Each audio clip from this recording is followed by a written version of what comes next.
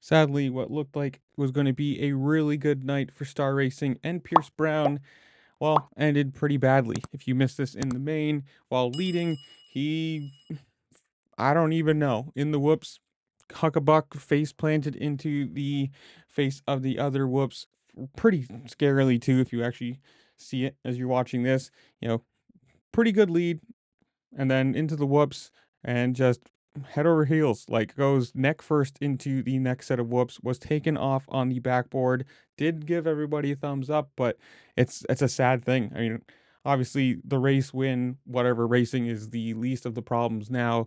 Hopefully, knock on wood, he's not super injured. Hopefully this is just a precautionary thing, taking, secure him on the board, take him off and evaluate then.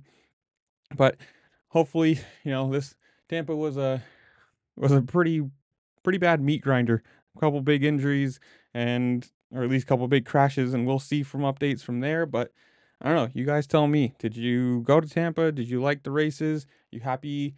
Spoiler alert that Malcolm Stewart won.